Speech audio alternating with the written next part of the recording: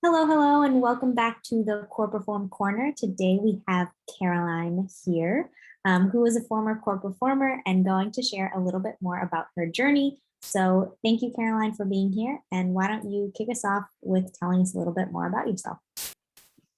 Well, hello, Dasha. Thank you so much for having me today. You know that I love to talk about core perform because of all that it did for me. So I'm super excited that I get to share my journey with everybody because I know that it will also help other people.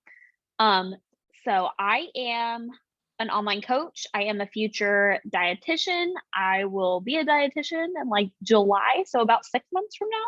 So that's super exciting. Woohoo. Yeah, I am a daughter, I'm a sister, I'm a cat mom of 2. You're a boss ass bitch. That's what you are. Well, thank you. I try to be, but I live in San Diego, California, and I am thriving. That is part of my identity. I am thriving. You are thriving. I love that. So tell me a little bit about what happened earlier in, I think it was like March by now. What kind of symptoms you were having? You went to the doctor. What did they diagnose? Take me from there. Yeah. So honestly, my journey started probably back in like 2018, 2019 is when I started experiencing some worse GI issues. And I had been in and out of GI doctor's offices for years at that point, just given like prescription strength laxatives, gut muscle relaxants, just basically saying, hey, this is how you're gonna deal with it. Try and see what goes on in your diet. And I would get to the point where sometimes like my stomach wouldn't digest anymore. Like food would physically just like sit in my stomach and I would just get progressively more bloated, or I would have like gas pains to the point where it felt like I was having a heart attack. It would wake me up at night and I would get constipated for days on end, just gut issues that you experience sometimes, but it just became my identity and became my reality. So I finally had enough of it in like February, January-ish of 2021. And I went to see a GI doctor and I was like, dude, nothing's helping. I've been on this, this, and this. And he was like, oh, well, you just have IBS, which we know is just a diagnosis, but it's just like, hey, you have these symptoms. So we're going to put a name on your symptoms. It's not actually like a condition that you can treat or anything. It's literally just saying, hey, your stomach hurts. Like, no shit, Sherlock. Thank you for validating me. And he just told me to do low FODMAP with no instructions. He said, I uploaded PDFs to your portal. Try it. Have fun. And he gave you VSL, remember? Yeah, he gave me VSL, like 7 pills, I think, which is a beautiful probiotic. Don't get me wrong, but I remember no you instructions. Yeah, I remember you DMing me and being like, "Yep, I'm just gonna try and go with I went to the doctor and they tried low FODMAP and they gave me VSL and you know what, Dash, I'm just gonna try it for a week and then I'll get back to you." And when you said that, I was like, good Lord, like may she be the 1 in a million that actually benefits from this. But I knew deep in my heart you'd be back because that just doesn't work. Like it doesn't work, unfortunately. Right. And as dietitians, we do like know that in the back of our head, but also you want to give medical professionals the benefit of the doubt. Like they actually do care about you. And I always try to, but it didn't. So I was back to square one. But he gave me all of these things without any instruction. And as you and I know, probiotics and low FODMAP are both things that are not permanent and they should be temporary. They should be taken to cure whatever's going on. You don't need to take a probiotic all day, every day. Low FODMAP should only be full protocol for like 2 weeks before you start adding things back in. I had no instructions on what introductions were or how to reintroduce foods or whether I was supposed to or not. And I have a background of an eating disorder and I'm a secure person when it comes to my relationship with food, but low FODMAP was so triggering for me. So I can only imagine how somebody who already has a really iffy relationship with food and is struggling with like not being able to eat more or struggles with physically being afraid of foods because of the symptoms that they'll experience with it. If you don't have a solid relationship with food and you're just given that kind of instruction, the amount of foods that you have to cut out on low FODMAP is disgusting. Like you are not able to eat anything. So if I was triggered, I can only imagine how people with less education and information on it would feel. Right. And with that said, a lot of people come to me that are dietitians, that are doctors, that are whatever, and they always say, oh, Dasha, but I'm a insert whatever you want. Like, I am an online trainer, I am a registered dietitian, I'm an oncologist, like whatever it is, people will insert that. And then they say, will it still work? Or like, they kind of use that as like their introduction, which is amazing because it gives us kind of a good barrier to see what your education level is at so that we can kind of go from there. But being on the other side, being someone who already quote unquote has the knowledge, is a registered dietitian, to be like, how did that feel, giving those reins up in a way, and just being like, you know what, I do need help from someone who's a little bit more specialized in that? Well, with being an online coach, I feel like that does help my mentality a bit, because I do recognize that coaches need coaches and professionals still need medical help. But it is really frustrating as a professional to know I'm doing everything that I can and everything is still not working. And you want to be able to help yourself, but you genuinely just don't know how. And you do kind of feel like a failure and you're like, what the heck am I doing? How, like, it makes you question your credibility as a professional when realistically, all of us have different zones of genius and different niches. Totally. Like, you wouldn't go to an eye doctor if you had a heart problem, right? Like, there's people that specialize all the time. Yeah. right? Like, you have people that specialize in so many different things, and dietitians are the same way. And especially when it comes to gut health issues, these things are so particular and just very intricate things that you need to be able to pick out. And as we know, different gut issues such as like toxins or parasites, a lot of them have very common symptoms. So you don't really know what is what until you get tested and you get that specific help and you're able to like start running antimicrobials or something like that. Which is exactly what we did with you, right? So when Mhm. Caroline came to me, she had just gotten that diagnosis from her doctor. She didn't really know still what was going on. She was kind of just trialing low FODMAP. It wasn't really working. She was still getting those debilitating pains and IBS spasms, I would just call them, throughout the week. And so what we did was we got a GI map done. And we got her a treatment plan going specific to what was going on with her. So do you want to elaborate a little bit on that? What you were diagnosed with ultimately? How long did it take you to feel better? That's it, probably. Yeah. So my diagnosis from Dasha, like aside from IBS, it wasn't actually IBS, but we had a lot going on.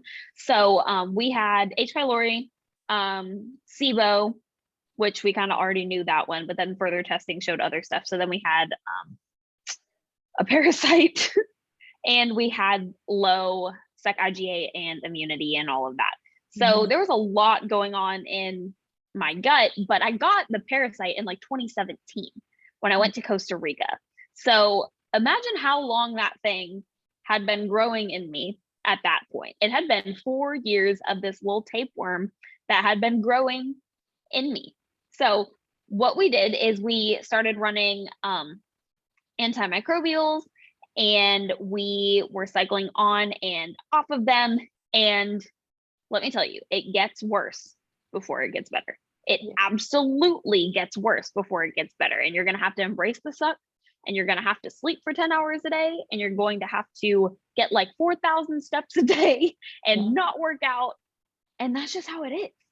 But there's so much stress going on in the body. The best thing that you can do for yourself is just chill out and allow your body to recover and rest. Right. Yes. So that parasite, while it was in you and you got it, so you actually started feeling symptoms of it. You said 2018, right? So a year after you had probably gotten it. Again, we don't know for sure. It's not like we can trace back, but it just makes sense based off when the symptoms started occurring. So she got it in 2017 in Costa Rica. Symptoms started happening 2018.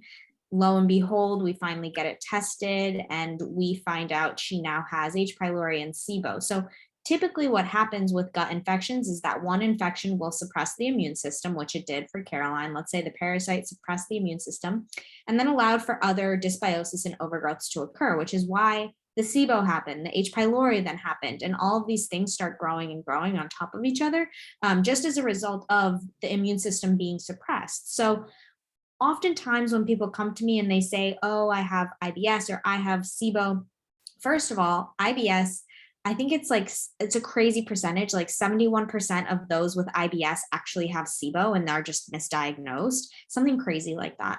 And so most of these people have SIBO, but SIBO doesn't usually come alone. Like it usually comes with H. pylori or something else going on, because once the gut has this opportunity for dysbiosis and for opportunistic gut bacteria to overgrow elsewhere, that'll start to happen. So you mentioned that staying out of the gym. How hard was that for you, being the person that you are, an online trainer, going to the gym, having physique goals your whole life? Like, how was that? Because I get asked that all the time. Like, Dasha, I can't do it. Like, how do I get out of there? How did you manage it? Um, so not being able to go to the gym for, dude, I think it was like 8 weeks or something. It was a long time that I wasn't able to go into the gym. And especially when it is my career and it's just genuinely something that I love. Like I feel so much better during my day when I move my body. I feel more energized. I like feel like I'm just not as stiff for the rest of the day. It was really, really hard just to switch up my routine and not be able to do something that had felt like a piece of me for so long. Like it, as much as I like to say that my gym routine is not fully my identity, it was a piece of it because it is my career. It is what I do to help people. I have to get content to post on Instagram, and I was no longer really able to go do that. And I was supposed to be showing up as a coach and as a professional in order to help people when I couldn't do it myself. And that was something that was really, really hard for me. But then I came to the realization that it's even more powerful in that regard to share my journey with other people and to share with them that the gym doesn't have to be your identity. And there are going to be seasons where you can pour more into, say, like physique goals or into your physical body, because you're still pouring into your physical health and wellness, but just in a different way when you are focusing more so on resting. But that rest and pushing myself to get really uncomfortable in my schedule allowed the space to just get really comfortable in being with myself. And I think that that's something a lot of us don't pay attention to. And that's honestly one of the coolest things that I think you guys offer in Core Perform, is that it's literally focused on your core. And when you think of core, you think of like, oh, your abdominals, but no, you mean like who you are as a person, because it gives you that extra hour, 2 hours a day that you are now just present with you as a human being. And you're like, okay, what does my soul need right now? What can I do that makes me happy? That's not stuffing down how I'm feeling with endorphins and going and moving around. I'm not hiding my identity behind my physique. Yeah. What do I actually need as a human? Who am I? Who am I without all of these things? Without even, like, at that point, you were probably like, who am I without my health and my body? Like, I really don't have my body anymore. Who am I in my brain? And so I love that you touched upon that, because that is something that we really do focus on, is getting to your core values while you're going through this and just understanding. We have a full like mindset worksheet that you can work through to identify what are your weaknesses right now, what are your strengths, and how do you get your weaknesses to become your greatest strength? How do I swap that to be like, this is my powerhouse? What was bringing me down my entire life is now going to fuel me to be the best version of myself that I can be. So I love that you mentioned that and talked about that. So managing staying out of the gym, you would recommend taking that time to find a new hobby, to journal, to identify with yourself, to understand who you are and your core values, in that way. Awesome. Absolutely. And I love that you also touched upon your ability to perform and show up as a coach too, because that's what we do at Core Perform, right? Your core affects your ability to perform. So whether it be daily tasks or being able to progress in the gym, your core is what dictates how you're performing. So once we actually healed your core, so we went through that full treatment protocol. How long did it take you to start feeling better? We finished killing everything off, I believe, by the end of July. That's when we were able to, no, I passed the tapeworm on the 4th of July. I remember this, I was at the beach. So like mid-July, we were done. I was running that last bit of anti-parasitic just to make sure there was no like relapse or anything. But yeah, so I guess it was March through like July that I was feeling not super hot. And I started to feel better towards the tail end of June and into July because, you know, like once things start to pass out and they start to get better, you start to feel better. And then you're like, okay, so the break is coming. We still got to keep going. Just keep resting, even though you feel great. Right. So that's kind of that was the hardest part, honestly, is like that last 2 or 3 weeks. But I think it took me, so March, April, May, June, July, 5 months, almost 6 months in order to fully come out of that. Yeah. But dude, I'm telling you, it is so worth it. Like 4 years of not pooping for 6 months of giving up my body and everything that I had going on to be able to poop normally again for the rest of my life. Absolutely. Hands down, 10 out of 10 recommend. Oh yeah, I would definitely probably recommend as well. And also you have like all the tools you need at this point to succeed on your own, and you're really able to prevent any sort of relapse or tackle any sort of symptoms that come up on your own too. But I did want to talk about something that you brought up to me that I see in other people too, which is like once you go through core perform, you feel so much better. Like imagine just going from 0 to 100, and now when you're at 100 and you feel like you're at like 98, you automatically start to like get nervous and be like, oh my God, my gut health sucks at this point, where you're like, no, like in reality, I'm actually just at a 98. And like, that's completely amazing. Yeah. And that's something that I think I'm still coming to terms with, is because I had to be so just introspective and so intuitive with how I was feeling all of the time, because I was so scared, like, I'm going to look 3 months pregnant like today, and then I'm going to be 6 months pregnant tomorrow. And you're just so scared of everything that could possibly happen and that you could feel like if you get like an inkling of a symptom. But now I'm just like, I actually just slept like shit. I'm actually just stressed out. I promise, like, Okay. I'm just fine. Yeah. But I think that the biggest thing that I loved from you, especially, is as a future dietitian, I am going to work with a host of people, but I feel much better equipped not only to troubleshoot myself when it comes to even like a hormone panel and gut health issues, but also for my clients in the future that come to me with hopefully less severe symptoms, or else I will refer them out. But I'm able to help them and give them a little bit more of what they need. Mm-hmm. Yeah. And I mean, so Caroline and I ended up working together even after that too. And I taught her a lot of things like working with exchanges, and we even did like blood sugar testing in the morning. And we did a lot of fun things after her coaching geared towards gut health. We kind of transitioned more to hormones and systems in general, and different ways of approaching nutrition, which was really fun to collaborate on. But with that said, who would you recommend core perform to who's just looking for help? Is it anyone with IBS, or what do you think? So I feel like this is mainly for the people that are struggling and they've done it all and they've tested it all and they're like, okay, like I'm ready to actually change my life, because it does require commitment. You're going to have to change your diet pretty drastically going in. It's a really cool experience because I got to experiment with so many more foods and things that I would not normally cook. And I still cook them to this day, like organ meat, kohlrabi, you put me on. I'm so thankful for that. But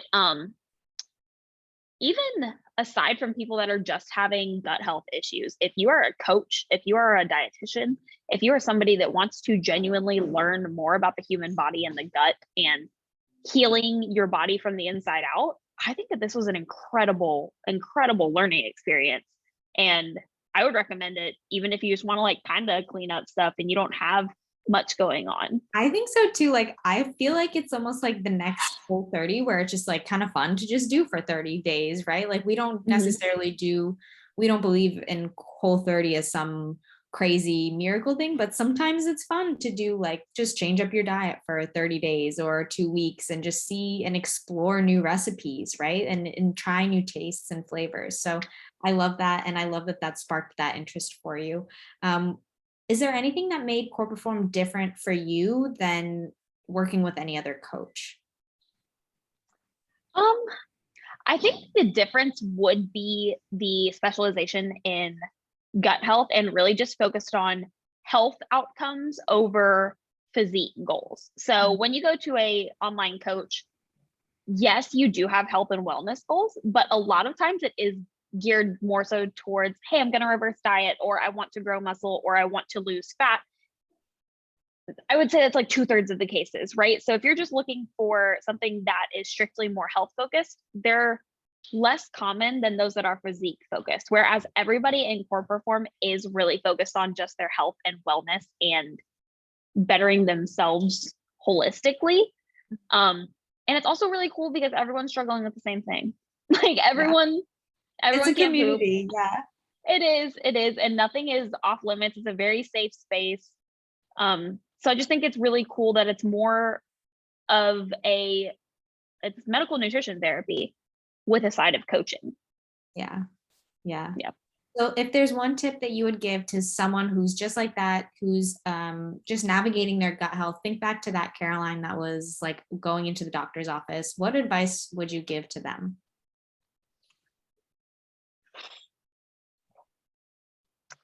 Giving up your physique for 6 months is worth it to feel better for the rest Can of I your just life. say that, Caroline, because you gave up your physique for that period of time, like, and then we went through that cutting phase and your body actually responded for once and you transformed your physique, like, can we just, like, if I can just show a before and after picture, if anyone can just go to Caroline's page and look at her before and afters, like, her body just lowered inflammation, was able to receive and digest and utilize nutrients properly. Her muscles started growing more, fat started decreasing properly on a cut. She responded so well. Yeah, so I think it's worth it if you do have physique goals, but just to say that physique goals aren't the cure all anyways, or the end of it anyways. But you do want to focus on your gut health if you do want to change your physique in the future. Absolutely. And I think that that's something that our industry looks over a lot is when we are chronically dieting and reverse dieting and volume eating and artificial sweeteners, you're only making the issue worse. So if you're continually doing that and then you have gut health issues every time that you start reverse dieting, there's probably something going on. Yeah. And that's why we have CP Light too. So Kyler and Nick work on more just like macro and training. And so Nick does more of like the lifestyle coaching, and Kyler does a lot of prep clients. And so when we have like prep clients who come to us under the Core Perform umbrella, we actually do give them like specific foods that lower that inflammation to make sure that the day before their show, they don't go and bust it with one of their foods that they're eating beforehand or during peak week, which I've seen so many times where competitors will, during, like, even if it's foods that they're used to, they will go out the week and the day before they'll eat something and it upsets their stomach, and on stage they look watery, they look like bloated, they look like they can't contract their abs. So it is really, really important to dial into as competitors and being in that industry too. Well, thank you so much for taking the time to chat today. I'm so glad you are a transformed woman now and able to kill the world, or rather, yeah, dominate the world, I would say. That's fine. I think it works. But thank you for being on, and I can't wait to chat with you again sometime soon. Absolutely. Thank you so much for having me. Thanks. Bye. Bye.